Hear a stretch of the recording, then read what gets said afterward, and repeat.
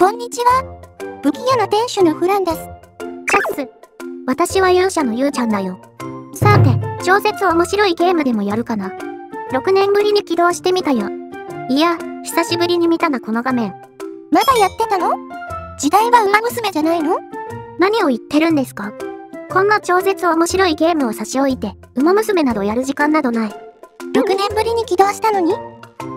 なんで磯風は 7.7 ミリ基準をガン積みしてやがるんだ。こんな参拝兵器、早速溶かしてくれるわ。それをしてるなんてとんでもない。7.7 ミリ機銃こと、ルイスガンは高性能な対空機銃よ。第一次大戦から第二次大戦の終戦まで活躍した超成功兵器なのよ。マジで、ただのゴミだと思ってたのに。今日はルイスガンを紹介します。ルイスガンとは？ルイスガンはイギリスの軽機関銃です。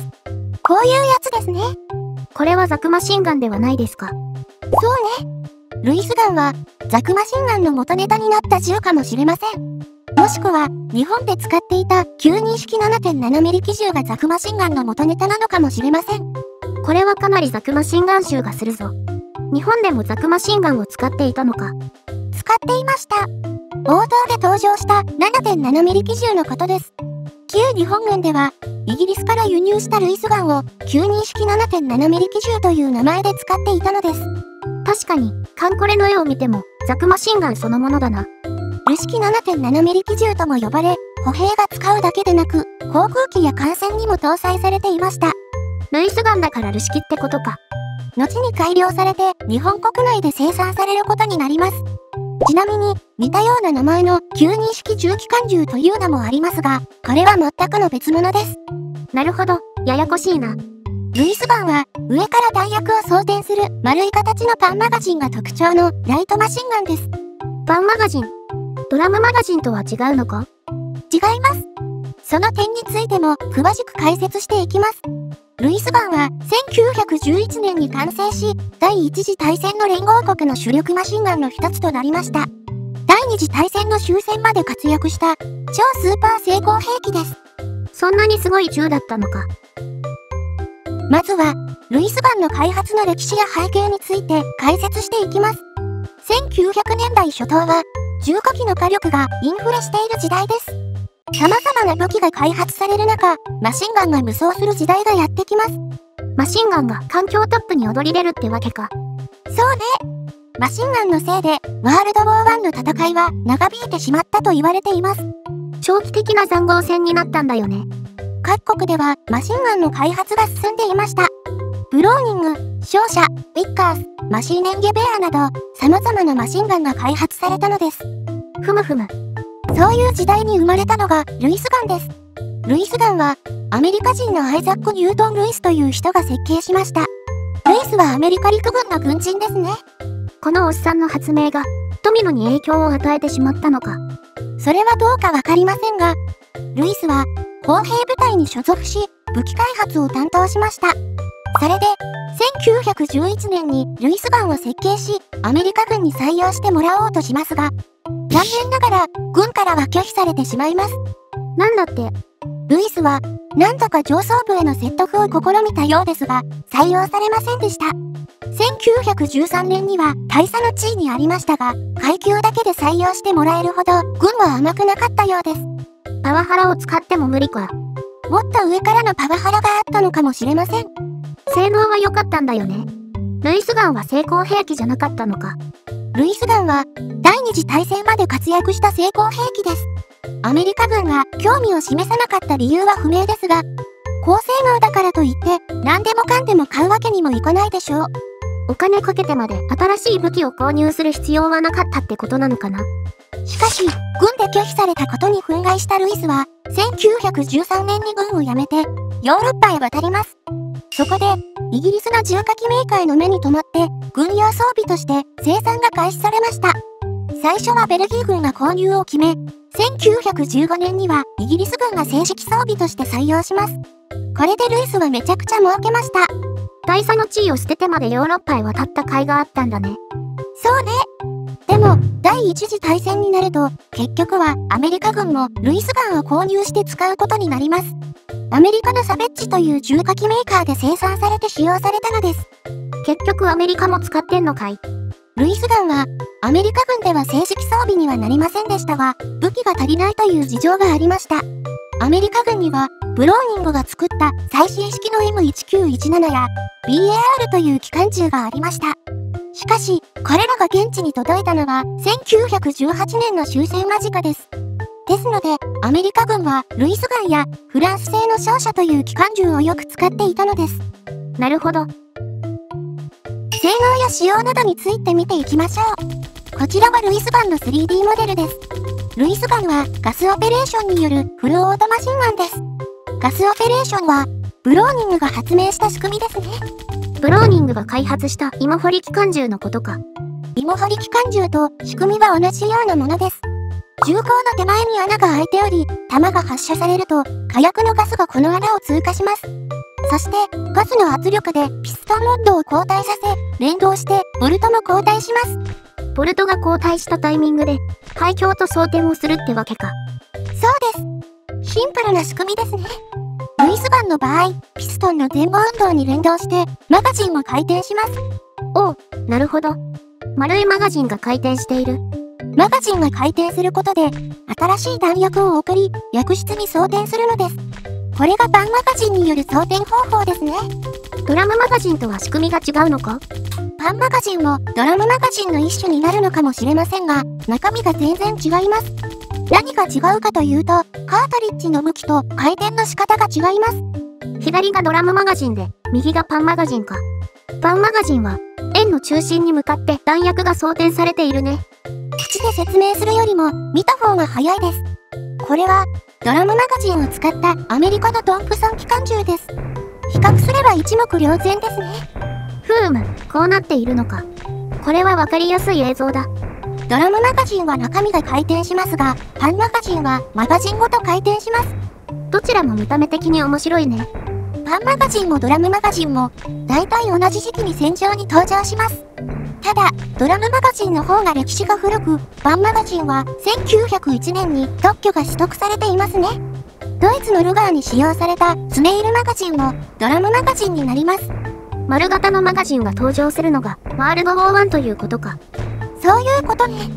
また、マガジンについては、イギリス仕様とアメリカ仕様で大きさが違います。イギリス製のルイスガンは、イギリスの標準的なライフルカートリッジである303ブリティッシュ用に設計されています。0.303 インチ、7.7 ミリの口径なので、30口径ですかね。0.3 インチが30口径ということだな。しかし、アメリカ軍のカートリッジは、303とはサイズが違うので、イギリス仕様のルイスガンでは使えません。アメリカ軍の標準的なライフルカートリッジは、3006スプリングフィールドという弾薬ですね。同じ30口径でしょ。どっちでも撃てるんじゃないのか。薬莢の長さが違います。ちょうどいい写真がありました。左が303ブリティッシュ、真ん中が38式ジッポー、右が3006です。おう、アメリカ軍の弾薬は長いってことか。長いので、イギリス仕様のルイスガンでは、3006がマガジンに入らないですね。アメリカ軍で使用するルイスガンは、3006仕様のものはサペッジで製造されました。そういうことか。ってことは、アメリカの弾薬を使うためには、マガジンがでかくなるってことか。そうですね。多分、アメリカ製のルイスガンの方が重いのではないかと想像します。ルイスガンの長所はいくつかあります。まずは重量ですね。当時、連合国で使用された他のマシンガンに比べて軽いのです。重さは13キロ程度で、歩兵が1人で運搬して攻撃することが可能でした。ライトマシンガンに分類されますね。へえ、他のマシンガンは重かったの？例えば、同じくイギリスの主力であったビッカースマシンガンは25キロ近くありました。ルイスガンの倍近い重さね。訓練された屈強な兵士とはいえ、25キロを担いで走り回るのは大変だね。これは構造上の差があると思います。ビッカースマシンガンは水冷ですが、ルイスガンは空冷です。水を入れなくてもいいので、ルイスガンは軽いのです。空冷だったのか。マシンガンの課題として、冷却性能があります。冷却性能が高いほど連射力が上がるので、水冷式の方が攻撃力が高い傾向にあります。ルイスガンはちゃんと冷えたのかな？昔のマシンガンは連射すると、熱で重心が変形する故障とかあったけど、ルイスガンはどうなのかな？ルイスガンの重心にはアルミ製のヒートシンクがついています。弾を発射した時、銃口の前方に発生する爆風を利用して、後ろから空気を引き込み、ヒートシンクを風で冷やす構造です。そういう仕組みになっているのか。なかなか考えやがったぜ。ルイスガンはオープンボルトでもあるので、放熱にも優れています。オープンボルトとは、常にボルトが開放されており、弾丸を発射するときだけ薬室を密閉します。ゴミが入りやすく、命中精度が低いという欠点はありますが、放熱に優れた設計です。暴発のリスクも少ないので、現代でも連射兵器に採用されています。マシンガンは弾をばらまくのが目的だから、そこまで命中を気にしなくてもいいんだよね。軽くてよく冷える。ルイスガンはかなり実用的なマシンガンに思えるね。とは言っても、冷却も完全ではなかったので、弾幕を張るには若干物足りないところがあったと言います。ですので、重心を冷やしながら撃ちました。イギリス軍では、7人のチームを組んで、順番に交代して発射したということですね。7段撃ち戦法ということか。毎分500発から600発ほどの発射速度を実現し、マガジンの弾数は47発と97発のものがあります。ルイスガンは、重量、冷却性能、攻撃力、弾数、すべてにおいてバランスの取れたマシンガンです。1丁あたりの値段はベッカースマシンガンよりも高かったそうですが、製作時間が短く、大量生産に向いた武器だったのです。コストは多少高くつくけど、性能は言うことなしってわけか。これらの利点から、航空機や戦車にも搭載されました。大型兵器にも搭載されたんだね。そうです。ルイスガンは、航空機に搭載された、世界で初めてのマシンガンでもあります。ワールドウォー1では、イギリスやフランスの航空機に搭載されました。航空機に搭載されたルイスガンは、風を受けてめちゃくちゃ冷えるので、ヒートシンクも不要となります。航空機に搭載すると、風の勢いが強いからよく冷えるんだね。そうよ。航空機に搭載されたルイスガンは大活躍します。特に空中戦では高い効果を発揮しました。当時、爆撃で武装していたドイツのツェッペリンという飛行船がありました。ツェッペリンは上空3000メートルの高い場所に存在しており、通常の航空機では届かない高さから爆撃できたのです。チートじゃないですか。人がゴミのようだって言いそうだよ。ツェッペリンはまさに不沈艦でした。イギリスは空中空母などのアイデアでツェッペリンを撃破しようとしますが、なかなかうまくいきません。空中空母は飛行船で航空機を高いところまで運んで、ツェッペリンを撃破するためのアイデアだったんだよね。しかし、ここで活躍したのがルイスガンです。このように、上向きにルイスガンを取り付けることで、高いところにいる飛行船に届くように工夫したのです。なるほど、上向きに発射できるようにして距離を稼いだのか。さらに、ツェッペリンの中のガスに引火させる弾薬を開発し、これをルイスガンで撃ち込みました。これによって飛行船を空中で炎上させることができ、撃墜が可能になったのです。おう、なるほど、これはすごい。ルイスガンを上向きに取り付けることは、前方で回るプロペラに誤射する心配もなく、安全に撃つことができました。これは戦闘機同士のドッグファイトでも使用され、ドイツの航空機を下から撃ったりしたのです。航空機の機関銃って前方に撃つイメージだったけど、必ずしもそういうわけでもなかったんだね。ルイスガンは第二次大戦中も活躍します。特に対空兵器として活躍し、イギリスでは他のどの対空兵器よりも航空機を撃墜したと評価しています。それはすごい。第二次大戦でも活躍できるとはね。ルイスガンはイギリスだけでなく他の国でも活躍していました。第二次大戦中、米軍や日本軍でも艦船に搭載された標準的な対空兵器として活躍します。それぞれの国の事情に合わせ改良を加えて生産されたのです。なるほど、これは紛れもない成功兵器だね。対空機銃としてはほぼ完成していたのかと思います。1965年から始まるベトナム戦争でも使用されていました。とても息の長い優秀な武器だったのです。武器屋のお姉さん。ルイスガンがこんなに強力な武器だったとはね。こりゃあもう 7.7 ミリ機銃をガン積みするしかねえな。まだやる気なの？こんな超絶面白いゲームをやめるわけにはいかん。2022年の秋にはアニメの2期が始まるんだぞ。そうだったの？よーし、みんなでカンコレを始めようぜ。案件ではないですからね。